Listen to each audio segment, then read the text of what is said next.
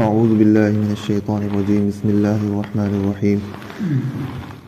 يا أيها الذين آمنوا لا تحرموا طيبات ما أحل الله لكم ولا تعتدوا إن الله لا يحب المعتدين وكلوا مما رزقكم الله حلالا طيبا واتقوا الله الذي أنتم به مؤمنون.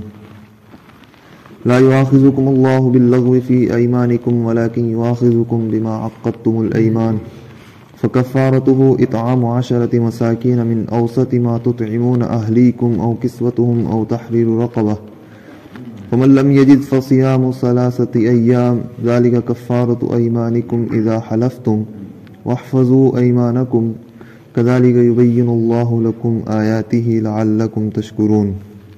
اے ایمان والو، حرام مت کرو پاکیزہ اور مرغوب چیزوں کو جن کو اللہ تبارک و تعالی نے تمہارے لیے حلال کیا ہے، اور حد سے آگے مت بڑھو.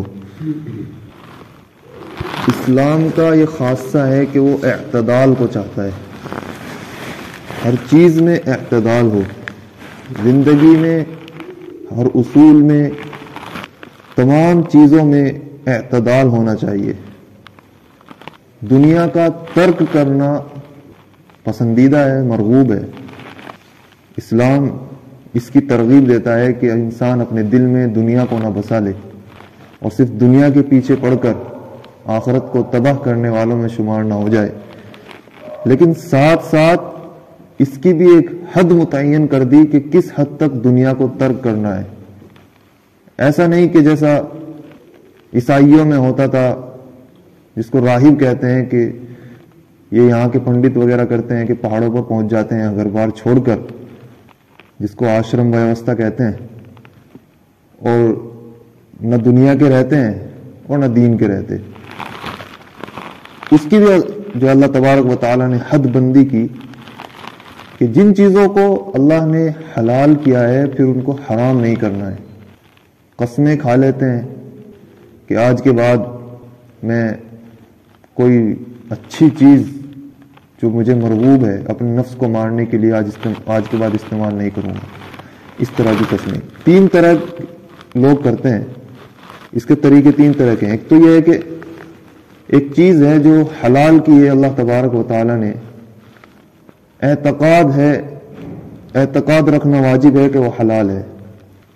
مثلا گائیں اللہ تبارک و تعالی نے حلال کی ہے، ہمارا اعتقاد ہے کہ وہ حلال ہے. کسی مجبوری کی بنا پر نہیں کھا رہے ہیں تو اس کا یہ الگ بات ہے. لیکن ہم یہ اعتقاد نہیں کر سکتے کہ اب یہ آج سے حرام ہے اور اس کو ہم اپنے اوپر حرام کرتے ہیں اور ہمارا اعتقاد ہے کہ یہ گائے جو ہے وہ حرام ہے. بلکہ ایسا کرنا کفر ہو جائے گا.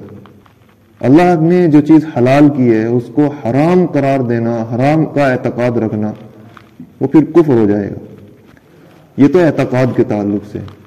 دوسرا ہوتا ہے فعل، کسی چیز کو چھوڑ دینا کسی وجہ سے، کسی نقصان کے سبب سے یا کسی کی اصلاح کی وجہ سے، جیسا کہ صوفیہ کرتے ہیں کہ وہ چھوڑ دیتے ہیں بعض اوقات کسی اچھی چیز کو کھانے سے. ان کا اعتقاد اس میں حرام قرار دینے کا نہیں ہوتا، لیکن وہ اپنے نفس کو مارنے کے لیے، اپنے نفس کی اصلاح کے لیے یا بدن کی اصلاح کے لیے کسی چیز کو چھوڑ دیتے ہیں، تو یہ فعلن ہے، تو اس کی گنجائش ہے. تیسرا ہے طریقہ قولن، زبان سے. کسی نے قسم کھا لی کہ وہ آج کے بعد، قسم ہے اللہ کی کہ میں آج کے بعد انار نہیں کھاؤں گا، تو اس طرح حرام قرار دینا اس کی بھی اجازت نہیں ہے. تو جو چیز اللہ رب العالمین نے حلال کی ہیں ان کو حرام قرار دینا اس کی اجازت نہیں ہے. گزشتہ میں آیا تھا رہبانیت کہ جب ان کی مدح کی گئی، تعریف کی گئی عیسائیوں کی کہ وہ زیادہ قریب ہیں دوست بننے کے اعتبار سے. قریب ہیں، دوست تو نہیں ہے، قریب ہیں، یعنی دوست تو وہ بھی نہیں ہے. تو اس میں یہ کہا گیا تھا کہ اس کی وجہ یہ ہے کہ ان کے پاس رہبانی لوگ ہیں، راہب ہیں اور علماء ہیں، تو من کل الوجوہ رہبانیت، یہ لوگوں کے دماغ میں یہ نہ آ جائے کہ رہبانیت تو مکمل طور پر یہ پسندیدہ ہے، اس وجہ سے ہی تو اللہ رب العالمین نے ذکر کیا ہے تعریف میں، بلکہ ایک جز ہے رہبانیت کا، صرف اس کی جانب اشارہ تھا، وہ تھا ترک دنیا۔ تو اس کی جانب اشارہ کرنے کے لیے کہ لوگوں کے درمیان یہ گمان نہ ہو جائے کہ رہبانیت پسندیدہ ہے، اس وجہ سے بھی یہ اگلی آیت یہ ہے کہ حلال چیزوں کو حرام نہیں کرنا ہے۔ جس طرح رہبانیت میں حرام قرار دیتے ہیں، تو جو چیز حلال ہے وہ حلال ہے۔ اے ایمان والو، حرام قرار نہ دو پاکیزہ چیزوں کو جس کو اللہ نے تمہارے لیے حرام قرار دیا ہے، اور حد سے آگے مت بڑھو۔ ان اللہ لا يحب المعتدین، اللہ رب العالمین حد سے آگے بڑھنے والے کو پسند نہیں فرماتے۔ وَكُلُوا مِمَّا رَزَقَكُمُ اللَّهُ حَلَالًا طَيِّبًا، اور کھاؤ اللہ کے دیے ہوئے رزق میں سے جو کہ حلال ہے اور مرغوب ہے۔ وَاتَّقُوا اللَّهَ الَّذِي أَنْتُمْ بِهِ مُؤْمِنُونَ، اور اللہ رب العالمین سے ڈرو جس پر تم ایمان رکھتے ہو۔ لَا يَأْخُذُكُمُ اللَّهُ بِاللَّغْوِ فِي أَيْمَانِكُمْ، حرام قرار دینے میں ایک تیسری قسم تھی، وہ تھی قولن کی، قسم کھانے کی، کہ قسم اگر کسی شخص نے کھا لی پھر اس نے اس قسم توڑ دی تو اب کیا ہوگا؟ ایک تو قسم ہوتی ہے جو انسان گزشتہ کے لیے کھاتا ہے، جھوٹی قسم جس کو کہتے ہیں، جس کو فقہا کہتے ہیں یمین غموس۔ غموس مانے ڈبونا، کہ وہ انسان گناہ میں ڈوب جاتا ہے جب جھوٹی قسم کھاتا ہے، اور بہت بڑا گناہ ہے کہ یقین ہے اس کو اس بات کا کہ فلاں کام نہیں ہوا، پھر بھی قسم کھا رہا ہے کہ نہیں ہوا ہے، تو یمین غموس ہے، یہ تو بہت بڑا گناہ ہے۔ لیکن اس کو یقین ہے کہ فلاں کام ہوا ہے، یہ اس کو معلوم ہوا ہے، تو اس بنا پر اس نے قسم کھا لی ہے۔ یہ زبان سے ایسے ہی قسم کے الفاظ نکل گئے، لیکن حقیقت میں وہ کام نہیں ہوا تھا، تو اس کو کہتے ہیں یمین لغو۔ یہ لغو بات ہے، یہ رائے گا جائے گی۔ جو گزشتہ میں کھائی ہوئی قسمیں ہیں ان کا کفارہ نہیں ہے، لیکن جو انسان آئندہ کے لیے قسم کھاتا ہے کہ قسم ہے مجھے کہ میں آج سے فلاں کام نہیں کروں گا، یہ مجھے قسم ہے کہ میں ضرور فلاں جگہ جاؤں گا، یہ ہوتی ہے قسم، اسے کہتے ہیں منعقدہ، یمین منعقدہ، کہ قسم منعقد ہو جائے گی۔ اب جس انسان نے جو قسم کھائی ہے اس کا اگر کرنے کی کھائی ہے تو کرنا واجب ہے، اور نہ کرنے کی کھائی ہے تو نہ کرنا واجب ہے۔ وہ قسم گناہ کی نہ ہو، اگر گناہ کی قسم ہے تو پھر اس کا توڑنا واجب ہے۔ کسی انسان نے مثلا قسم کھائی کہ میں نماز نہیں پڑھوں گا، تو اس قسم کا توڑنا واجب ہے۔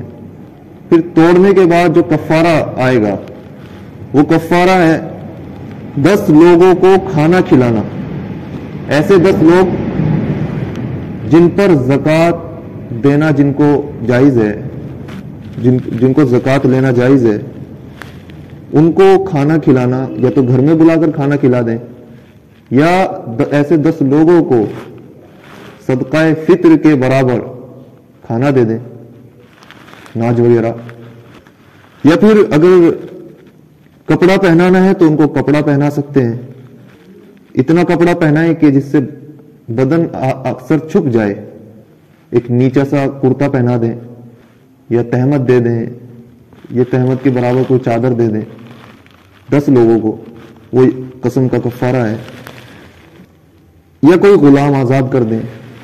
یہ 3 تو ان میں اختیار ہے کہ اگر ان میں سے کسی پر بھی قدرت ہے تو پہلے یہ کیا جائے گا، ان تینوں میں سے، کہ کپڑا پہنا سکتے ہیں تو کپڑا پہنائیں، کھانا کھلا سکتے ہیں 10 کو تو کھانا کھلائیں، یا پھر غلام آزاد کریں۔ لیکن ان تینوں پر اگر قدرت نہ ہو تو پھر 3 دن کے روزے ہیں، پھر 3 دن کے روزے رکھیں مسلسل۔ اگر 2 روزے رکھے، بیچ میں کہیں سے پیسہ آ گیا جس سے کھانا کھلا سکتا تھا، تو پھر وہ روزے کینسل ہو جائیں گے، پھر کھانا ہی کھلانا پڑے گا، اس کی قدرت ہو گئی کھانا کھلانے کی۔ اور اس میں یہاں قدرت سے مراد یہ نہیں ہے کہ اس انسان پر زکوٰۃ واجب ہونے کی قدرت ہو، بلکہ اتنا پیسہ صرف کافی ہے جتنا کہ 10 لوگوں کو کھانا کھلا سکتے ہیں۔ یہ ضروری نہیں کہ 30,000 روپے ہوں کہ جس پر زکوٰۃ واجب ہے، بلکہ 10 لوگوں کو کھانا اگر ٹھیک ٹھاک سے ہوٹل پہ کھلا دیتے ہیں 100 روپے کی ایک پلیٹ، تو 1,000 روپے میں کام ہو جائے گا. تو اتنی قدرت کافی ہے. 10 لوگوں کا جو فطرہ بیٹھتا ہے اتنا دے دیں. لا یؤاخذکم اللہ باللغو فی ایمانکم، اللہ تم سے مواخذہ نہیں کرتا تمہاری لغو قسموں پر. لغو قسمیں جو مستقبل میں جو گزشتہ میں انسان ویسی قسم کے الفاظ سے کہہ دیتا ہے، کوئی کام زبان سے ایسی قسم کے الفاظ نکل گئے، یا ایسی قسم کہ جو اسے پتا تھا کہ فلاں کام ہوا ہے لیکن حقیقت میں وہ نہیں ہوا، تو اس پر اس نے قسم کھا لی اپنے گمان کے مطابق، لیکن حقیقت میں وہ نہیں ہوا تھا، تو وہ بھی لغو قسم ہے. تو ایسے قسموں پر تو اللہ تبارک و تعالی مواخذہ نہیں کرتے، لیکن جان بوجھ کے جھوٹی قسم کھانا جو غموز کہلاتی ہے اس پر مواخذہ ہے، جو سورہ بقرہ میں پیچھے گزر چکا ہے. وہ دنیا کے اعتبار سے تو مواخذہ نہیں ہے کہ اس پر کفارہ ہو، لیکن آخرت میں کے اعتبار سے سورہ بقرہ میں گزر چکا ہے کہ اس پر گناہ ہے، بہت زبردست گناہ ہے.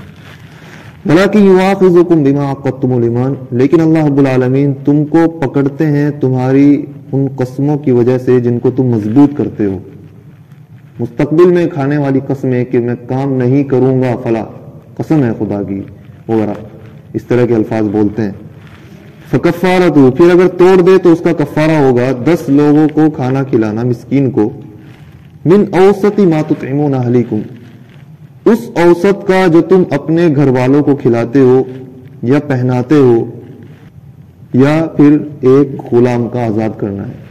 یعنی متداول قسم کا، 5 اسٹار ہوٹل کا نہیں اور نہ ہی کسی ڈھابے کا، بلکہ درمیان سے جو ہوٹل ہوتا ہے اپنے گھر میں جو کھلاتے ہیں، معتدل جسے کہتے ہیں، وہ کھانا.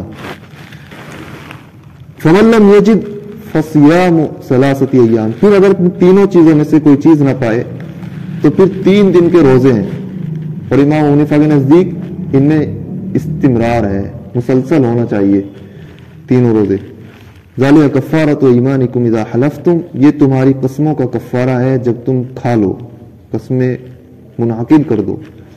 وَاحْفَظُوا أَيْمَانَكُمْ، اور قسم کا جو ہے معاملہ یہ اللہ تبارک و تعالیٰ کے ساتھ ہے، تو قسم کی پھر حفاظت کرو کہ جو قسم کھائی ہے کہیں ایسا نہ ہو کہ بھول چوک میں توڑ دو اور پھر اس کا کفارہ ادا نہ کرو، بلکہ اپنی قسموں کو محفوظ رکھو، یاد رکھو کہ کہیں اگر ٹوٹ جائے تو پھر کفارہ ادا کرو. كَذَلِكَ يُبَيِّنُ اللَّهُ لَكُمْ آيَاتِهِ لَعَلَّكُمْ تَشْكُرُونَ، اس طرح اللہ رب العالمین بیان کرتے ہیں تمہارے لیے اپنی آیتوں کو تاکہ تم شکر گزار بنو.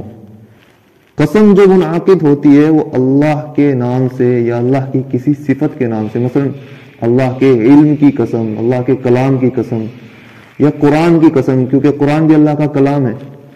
ان الفاظ سے تو قسم منعقد ہوتی ہے، لیکن سر کی قسم، جان کی قسم، رشتے کی قسم وغیرہ یہ قسم کھانا جائز نہیں ہے اور نہ اس سے قسم منعقد ہوتی ہے. اگر اس طرح کوئی کھاتا ہے تو وہ گناہ بھی کرتا ہے، لیکن اس سے قسم منعقد نہیں ہوتی. قسم منعقد ہوتی ہے اللہ کی ذات سے، اس کی صفت سے. ایسے الفاظ سے اگر قسم کھاتے ہیں تو تب قسم منعقد ہوتی ہے. دوسرے اگر قسم ٹوٹ گئی تو پھر اس کے بعد کفارہ ہے. کسی نے اگر قسم کھا لی اور نہیں توڑی پھر کفارہ ادا کرنے لگا تو اس کا کفارہ وہ ادا نہیں ہوگا. جب قسم ٹوٹے گی تو تب کفارہ ادا کرنا ہوگا.